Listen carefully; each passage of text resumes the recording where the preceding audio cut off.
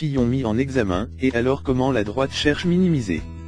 À droite, plusieurs proches du candidat s'emploient à relativiser l'importance d'une décision pourtant sans précédent. François Fillon est en passe de marquer l'histoire de la vie publique de Faon Indit. Mardi 14 mars, le candidat de la droite à l'élection présidentielle a été mis en examen. Les motifs de cette procédure judiciaire invoquée sont nombreux: détournement de fonds publics, complicite et recel de détournement de fonds publics, complicite et recel d'abus de biens sociaux et manquement aux obligations déclaratives.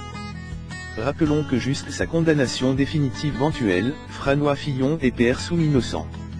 Une mise en examen intervient toutefois quand les juges d'instruction considèrent qu'il existe des indices graves ou concordants rendant vraisemblable qu'une personne ait commis des délits.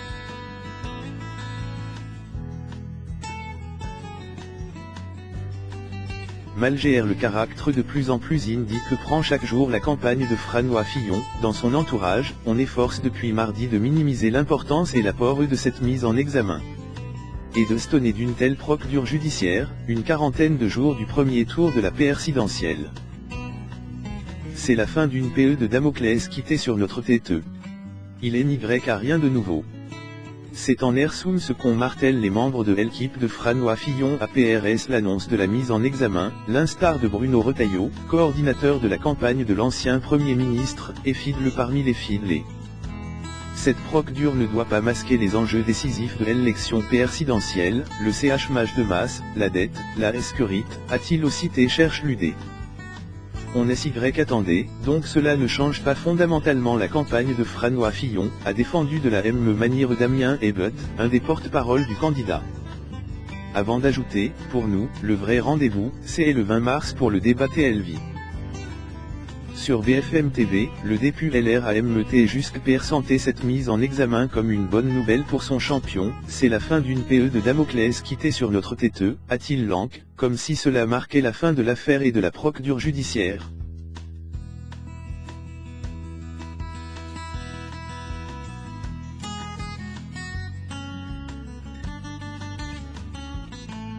Longtemps annon comme une possible solution alternative la candidature Fillon, François Barouin a repris ses éléments de langage. C'est un acte de procédure qui était annon depuis plusieurs semaines, à minor celui qui a intgr l'équipe de campagne du candidat en fin de semaine dernière. Personne ne volera au Fran et l'alternance qu'il souhaite. Certains proches de François Fillon ne se contentent pas de minimiser sa mise en examen. Pour Christian Jacob ou Gérard Longuet, la meilleure défense, c'est l'attaque. Aussitôt la décision de la justice connue, les deux hommes ont entonné le refrain désormais bien connu du complot. Tout cela est une histoire crite d'avance, a accusé le président du groupe LR l'Assemblée nationale. C'est la première fois que la justice est instrumentalisée.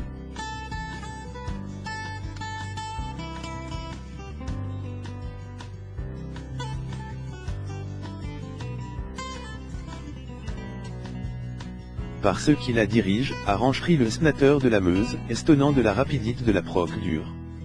Pour démontrer que cette décision n'était en aucun cas une première, ce dernier a ensuite évoqué le cas de François Mitterrand, qui aurait été mis en examen en 1965, 1974 et en 1981.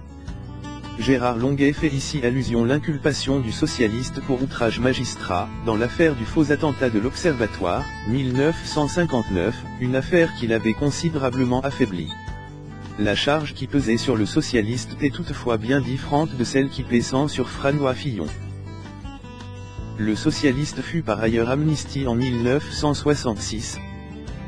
Toujours en première ligne quand il s'agit de dénoncer la perte du partiali des médias ou de la justice, Éric Ciotti a lui mis en garde contre une tentative de voler au Fran et l'alternance qu'il souhaite. Ce mercredi matin, sur BFM TV, l'élu des Alpes-Maritimes a déploré une campagne confisque, une campagne de caniveau, indite selon lui sous la VR publique. Enfin, le député de la Manche LR Philippe Gosselin a quant lui réagi en réaffirmant son soutien François Fillon en dramatisant l'enjeu, et en utilisant un vocabulaire martial.